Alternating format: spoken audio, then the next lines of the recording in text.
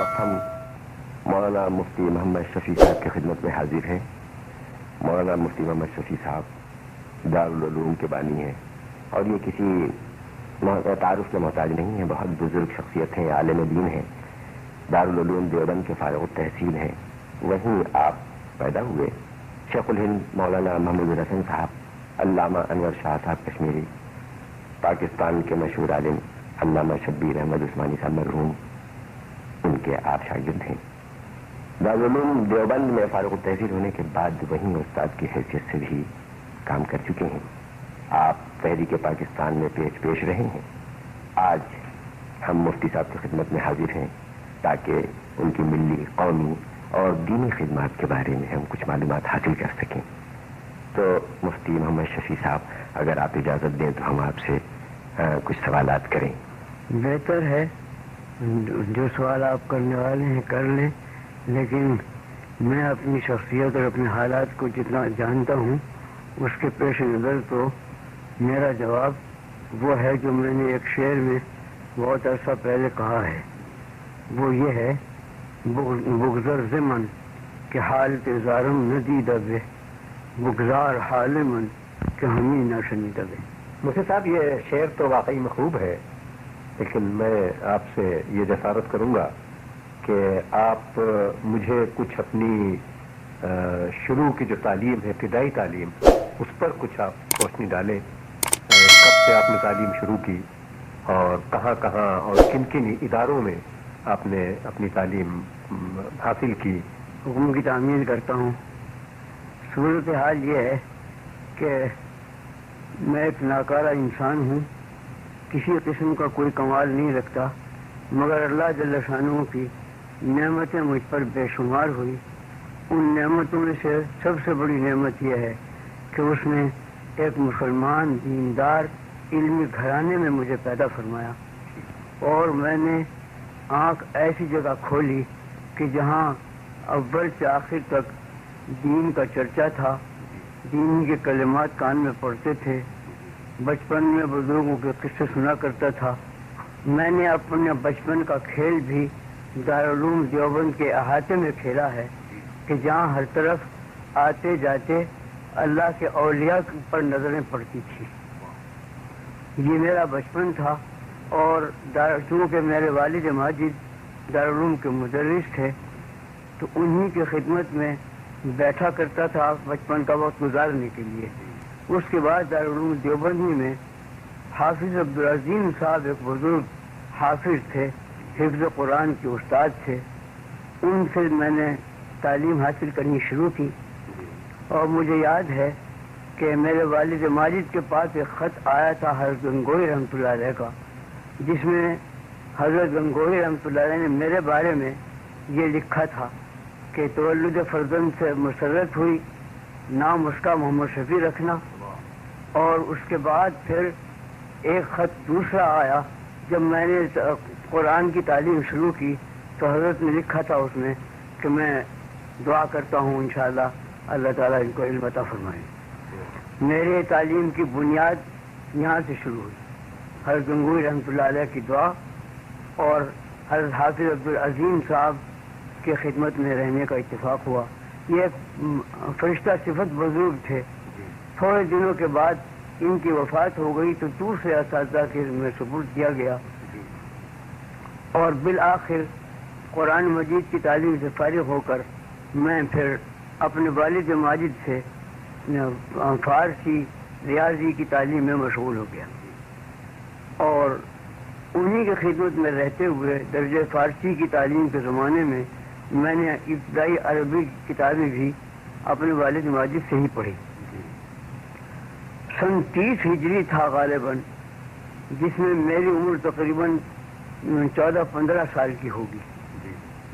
جس وقت میں نے دارالعلوم دیوبند کے عربی درجے میں ضابطے کا داخلہ لیا.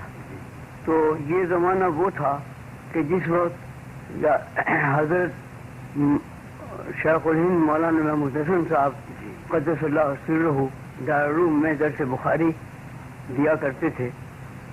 میں اس باقاعدہ تو ان سے درس حاصل کرنے کے قابل نہیں تھا، بچپن کی ابتدائی میری تعلیم تھی، لیکن یہ معمول تھا تمام مدرسے کا کہ حضرت شیخ الہند رحمۃ اللہ علیہ جو بخاری شریف شروع کراتے تو سب مجمع جمع ہو جاتا تھا اور ختم کرانے پر بھی سب جمع ہوتے تھے۔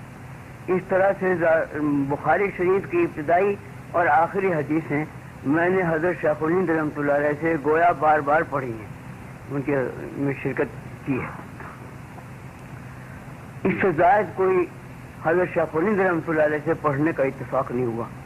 البتہ بزرگوں کی صحبت چونکہ بچپن سے ملی تھی تو مجھے کبھی بچوں کے عام کھیلوں سے دلچسپی نہیں ہوئی۔ جب مجھے کوئی وقت ملتا میں حضرت شیخ الہند رحمۃ اللہ علیہ کی خدمت میں حاضر ہوا کرتا تھا۔ میرا بچپن کا فارغ وقت اسی میں گزرتا تھا۔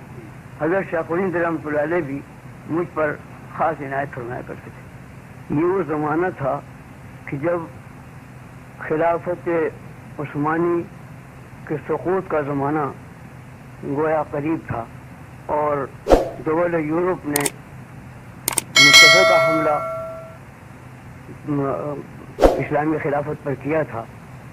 اس زمانے میں میں نے یہ محسوس کیا کہ حضرت شیخ الہند رحمۃ اللہ علیہ بہت بے چین رہتے تھے اور اپنے علمی اور درس تدریس کے شغل میں بھی کچھ کمی آئی، بیشتر اخبارات پڑھتے رہتے تھے اور اسی طرح کی گفتگو ہوتی تھی۔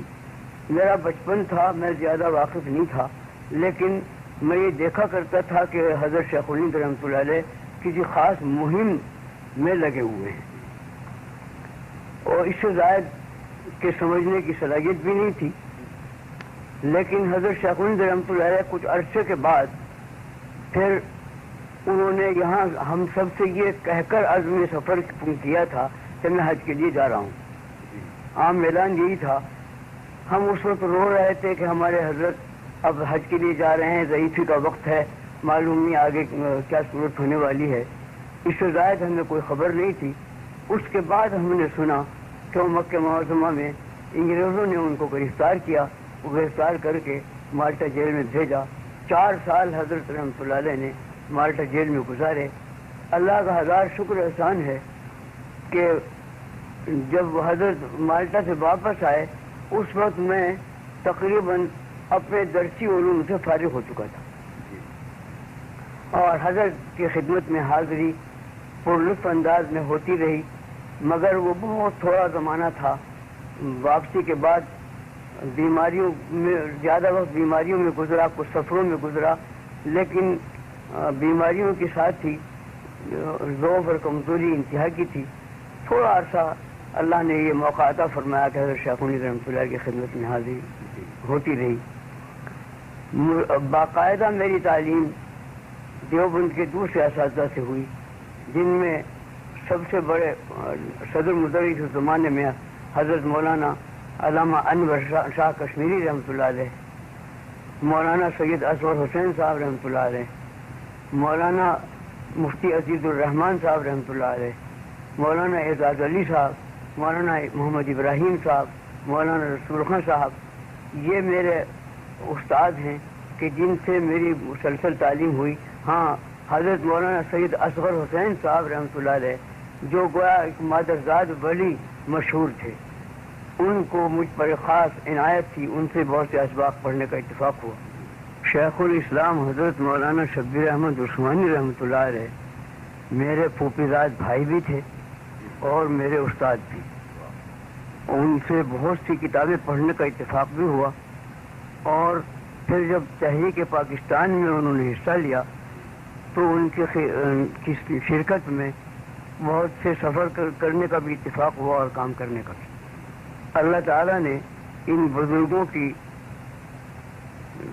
عنایت کے ساتھ میری تعلیم پوری فرمائی اور سن 1336 ہجری میں نے تمام اپنے علوم و فنون سے فراغت حاصل کر کے خود دارالعلوم ہی میں مجھے کچھ ابتدائی اسباق پڑھانے کے لیے دے دیے گئے۔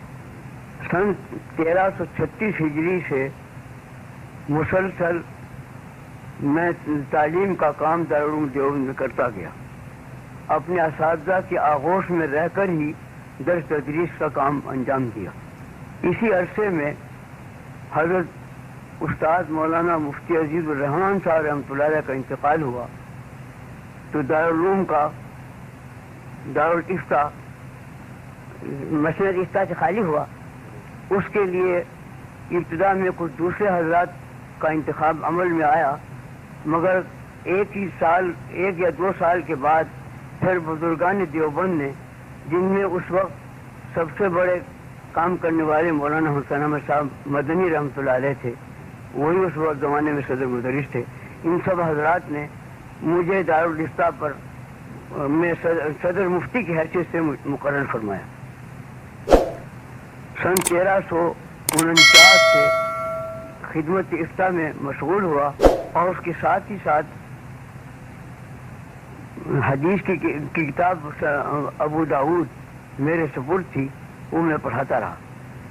یہ زمانہ کافی گزرا جس میں زیادہ تر خدمت فتویٰ کی میرے سپرد تھی، اور تقریبی انداز سے مجھے اتنا یاد ہے کہ تقریباً 40,000 فتوے میرے قلم سے لکھے گئے جو دارالعلوم کے رجسٹروں میں محفوظ ہیں، اور سنن ابی داؤد ہر سال پڑھاتا گیا۔ ایک زمانہ دراز اسی انداز میں گزرا۔ اس کے بعد پھر تحریک پاکستان شروع ہوئی، اور اتفاق سے دارالعلوم دیوبند میں سیاسی نظریات ٹکرائے۔ بعض حضرات کانگریسی سیاست کے حامی تھے، میں اور مولانا شبیر احمد صاحب عثمانی رحمۃ اللہ علیہ اور دوسرے چند بزرگ حضرت مولانا حکیم الامت تھانوی رحمۃ اللہ علیہ کے اتباع میں، ان کی مائیت میں، مسلم لیگ کی حمایت اور پاکستان کی حمایت میں تھے، اور یہ دو سیاستیں جب دارالعلوم میں ٹکرائیں تو انجام کار اسی وجہ سے ہم نے دارالعلوم کو چھوڑنا پسند کیا۔ دارالعلوم سے مستعفی ہو کر ہم مستقل طور پر پاکستان کے مسائل کے لیے لگ گئے، اور ہندوستان کے مدراس سے لے کر کراچی تک مسلسل دورے کیے، مختلف شہروں میں جلسے جلوس ہوتے رہے۔ آخر میں ریفرنڈم میں، سرحد کے ریفرنڈم میں مولانا شبیر احمد عثمانی رحمۃ اللہ علیہ کی مائیت میں اس کے 6 ضلعوں کا تفصیلی دورہ کیا، اور بالآخر پاکستان اللہ تعالیٰ نے بنا دیا۔ تو حضرت مولانا شبیر احمد صاحب رحمۃ اللہ علیہ پاکستان بننے کی تاریخی میں اسی رات میں یہاں پہنچ گئے تھے، میں اس وقت دیوبند میں رہ گیا، اور بستر میرا اسی وقت سے بندھا رہا اس خیال سے کہ میں بھی پاکستان پہنچوں، مگر پاکستان بننے کے ساتھ ساتھ ہی جو خوریزی مشرقی پنجاب میں شروع ہوئی اور راستے بند ہوئے، ان کی وجہ سے آنا جانا مشکل ہو گیا۔ 8 مہینے کے بعد حضرت مولانا شبیر احمد صاحب عثمانی رحمۃ اللہ علیہ کی طلب پر پھر میں پاکستان حاضر ہوا، اور اس وقت پیش نظر یہ تھا کہ اسلامی دستور کا ایک خاکہ ہم مرتب کریں، جس کے لیے ہندوستان سے مجھے اور مولانا سید سلیمان صاحب ندوی رحمۃ اللہ علیہ کو، اور ڈاکٹر حمید اللہ صاحب حیدرآبادی کو، مولانا مناظر احسن گیلانی کو بلایا گیا تھا۔ ان میں مولانا مناظر احسن گیلانی رحمۃ اللہ علیہ، ڈاکٹر حمید اللہ رحمۃ اللہ اور احقر پہنچ گئے، سید سلیمان صاحب رحمۃ اللہ علیہ کچھ بعد میں پہنچے، اور بہرحال ہم نے مل کر ایک خاکہ مرتب کیا تھا دستور کا، جس کو ضابطے میں پیش کرنے کا موقع نہیں آیا، یہاں تک کہ غالباً اگست 1949 میں جہاں دستور ساز اسمبلی قائم ہوئی، اور اس کے ساتھ اس میں ایک تعلیمات اسلام بورڈ کے نام سے ایک بورڈ قائم ہوا۔ اس کے لیے حضرت مولانا عثمانی رحمۃ اللہ علیہ کو رجال کار کے انتخاب کا اختیار دیا گیا، انہوں نے میرا نام بھی تجویز فرمایا اور بھی انہی حضرات کا جو جن کا پہلے ابھی ذکر کیا ہے نام تجویز کیا، اور ان میں سے اکثر حضرات تشریف لیا ہے۔ انہوں نے 4 سال کی مسلسل کوشش میں ایک دستوری خاکہ مرتب کیا جو اسمبلی کے ارکان کو دے دیا گیا۔ اس دستوری خاکے کا ابتدائی حصہ جو قرارداد مقاصد کے نام اور عنوان سے مشہور ہے، اس کو شیخ الاسلام مولانا شبیر احمد صاحب عثمانی رحمۃ اللہ علیہ نے خود پیش فرمایا تھا۔ وہ حصہ ہی بنیاد دستور کی تھی، اس کو تو وہ اتفاق اسمبلی نے منظور کر لیا اور آج تک ہر دستور میں وہ شامل رہا۔ لیکن باقی رپورٹ ہماری وہ کچھ لیاقت علی صاحب مرحوم کی وفات کے بعد وہ کچھ ایسے سیاسی چکر میں پڑ گئی کہ انجام اس کا یہ کہ ہمیں معلوم نہیں ہوا، نہ اس کی کہیں اشاعت ہوئی، نہ اس پر کتنا کچھ عمل کا انداز معلوم ہوا۔ بہرحال اس کے متعلق ہمیں کچھ زیادہ معلومات نہیں کہاں گئی، کیا صورت ہوئی۔ بہرحال ہم نے ابتدا میں پاکستان آ کر ایک مقصد تو یہ بنایا تھا کہ یہاں اسلامی دستور، اسلامی قانون رائج ہو، اس کے لیے کوشش جاری رہی اور اپنی مقدور بھر کوشش کرتے رہے۔ دوسرا کام پیش نظر یہ تھا کہ یہاں سیاسی اعتبار سے جو جماعتیں کام کر رہی ہیں، جمعیت علماء اسلام کے نام سے ایک جمعیت پاکستان بننے سے پہلے بنائی گئی تھی ہندوستان میں، جس کے صدر مولانا شبیر احمد عثمانی رحمۃ اللہ علیہ تھے، اور وہ پاکستان بنانے میں بہت پیش رہی اور بحمداللہ اس کی مساعی کامیاب ہوئی۔ ایک مقصد یہ بھی تھا کہ یہ جماعت کسی طرح قائم رہے اور آئندہ پاکستان کے بنانے میں اور پاکستان کی تعمیر میں وہ کام کرے۔ اس کے لیے بھی ایک زمانہ تک کچھ محنتیں اٹھائی گئی، لیکن حقیقت یہ ہے کہ وہ کامیاب نہ ہوئی۔ تیسرا ایک مقصد یہ تھا کہ جس وقت ہم نے دارالعلوم دیوبند چھوڑا تو ہمیں سب سے بڑا افسوس اس کا تھا کہ ایسے مرکز علوم کو ہم چھوڑ کر جا رہے ہیں کہ جس کی نظیر ہندوستان میں کیا بیرون ہند بھی بہت کم کہیں پائی جاتی تھی، اور اس کے مثل یا اس کے قریب کوئی اور دوسری درسگاہ نہیں تھی۔ خصوصاً جس خطے میں ہم منتقل ہوئے کراچی، اس میں ایک چھوٹے سے مدرسے کے علاوہ کوئی مدرسہ نہیں تھا۔ اس وقت اپنے مقاصد میں سے یہ بھی تھا کہ یہاں کوئی ایک پاکستان کے مناسب حال اور کراچی جیسی مرکزی جگہ کے مناسب حال کوئی اچھا مرکزی دارالعلوم قائم کیا جائے۔ یہ کوشش حضرت مولانا شبیر احمد عثمانی رحمۃ اللہ علیہ نے اپنی زندگی میں شروع فرمائی تھی۔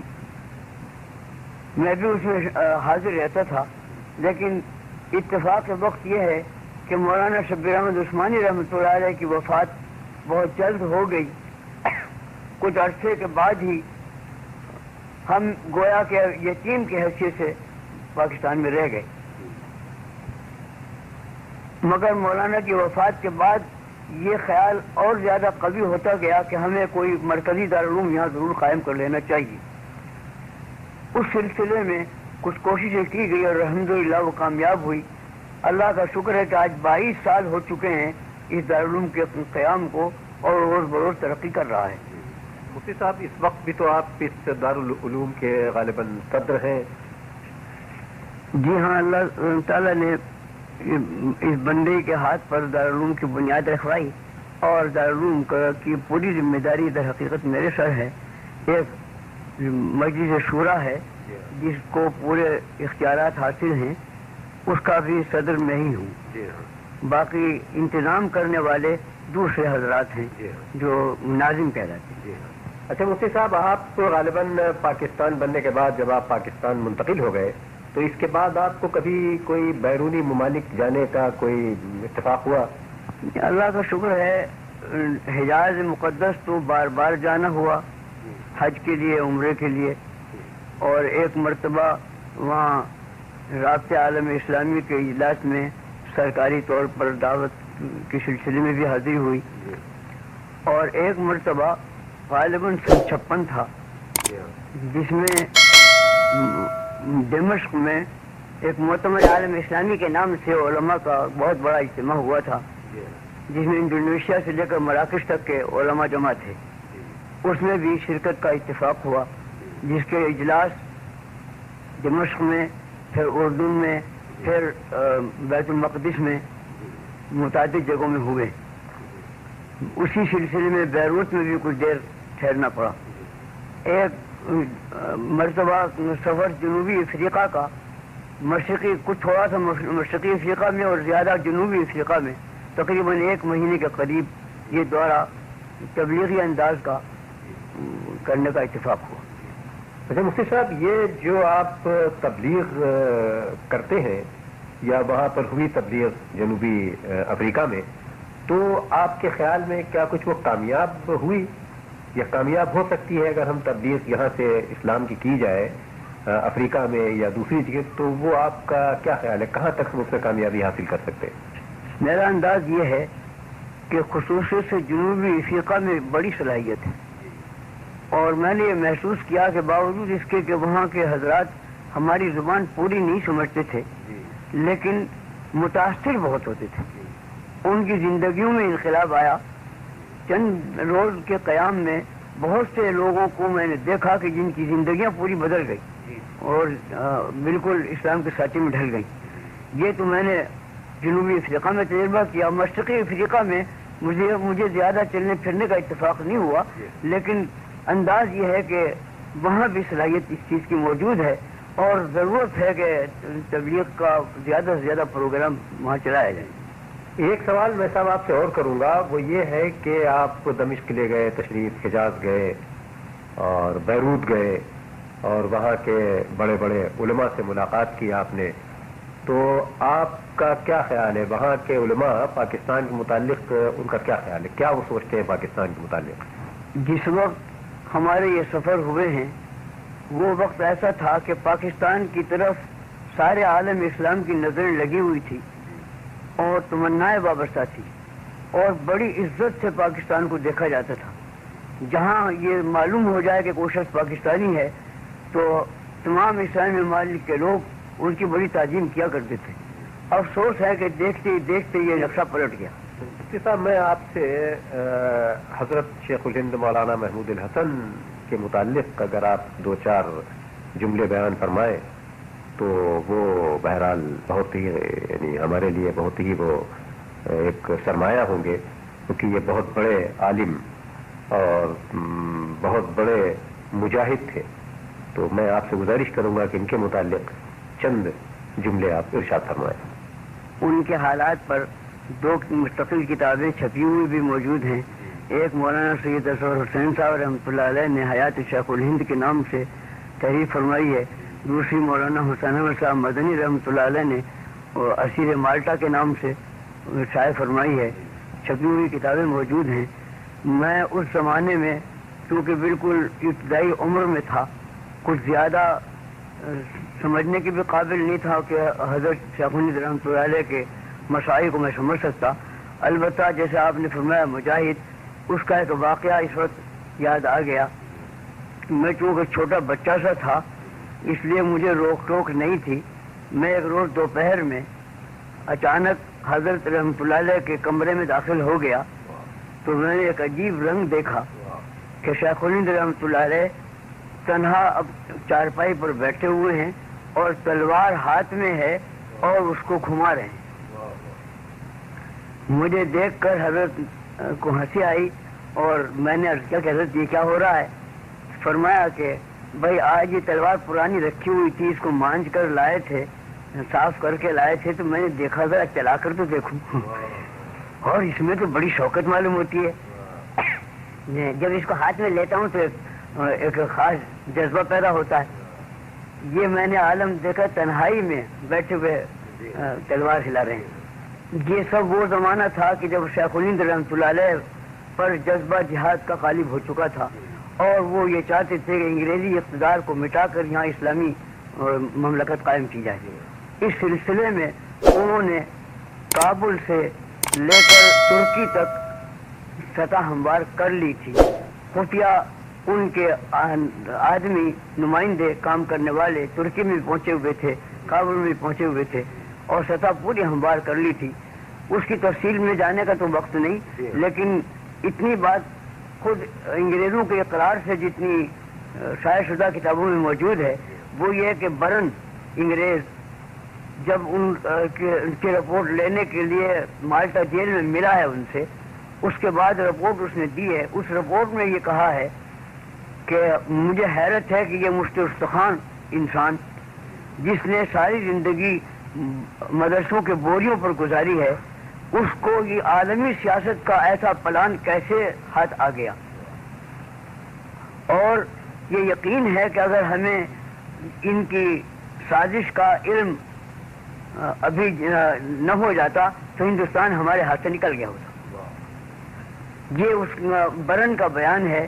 اور صورتحال بھی یہی تھی کہ ترکی سے لے کر کابل کے راستے سے تمام اسلامی ممالک کو ایک لڑی میں پیرو دیا تھا حضرت شاہ خنید رحمۃ اللہ علیہ نے. اس کی اطلاع جاسوسی ہو گئی, اسی کے نتیجے میں وہ گرفتار کیے گئے اور وہ تحریک فنا ہو گئی.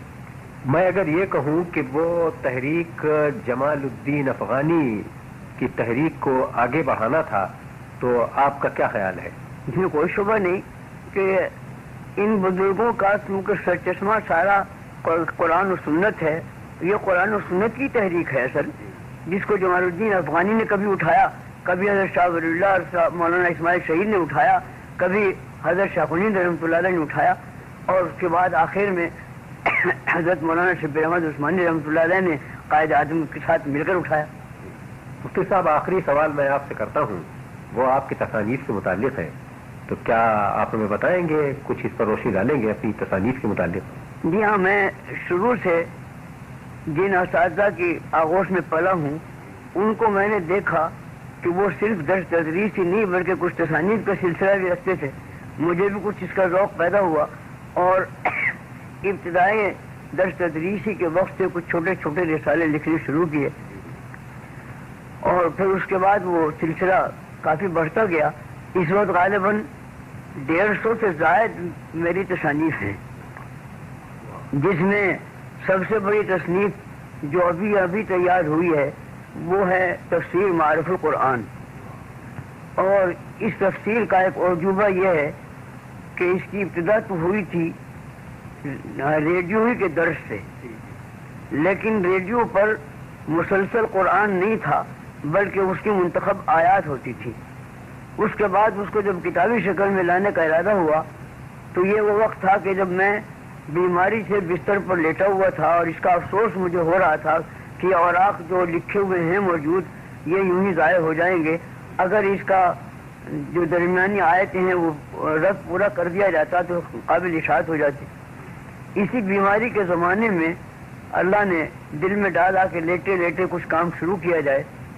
اسی وقت سے یہ کام شروع ہوا اور الحمدللہ 5 سال کی مدت میں جو زیادہ بیماریوں ہی کا وقت تھا اور بیماریوں کے علاوہ ملک میں طرح طرح کے فتنوں کا وقت تھا, انہی حالات میں اللہ تعالیٰ نے اس کی تصنیف پوری کرائی اور الحمدللہ وہ 8 جلدوں میں چھپ کر تیار ہو گئی. اس کے علاوہ اور چھوٹی بڑی بہت سی تصانیف ہوتی رہی ہیں جن کی تفصیل میں جانا مشکل ہے. بہت بہت شکریہ مفتی صاحب آپ کا, آپ نے ہمیں اتنا وقت دیا اور اس پیری اور بزرگی میں مجھے یہاں آنے کا شرف حاصل ہوا. بہت بہت شکریہ.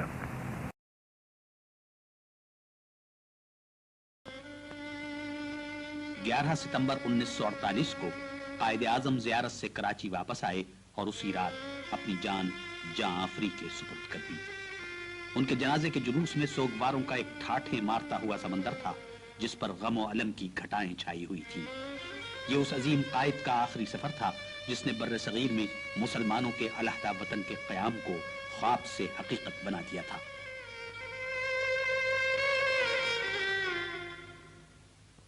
مولانا شبیر احمد عثمانی نے نماز جنازہ پڑھائی.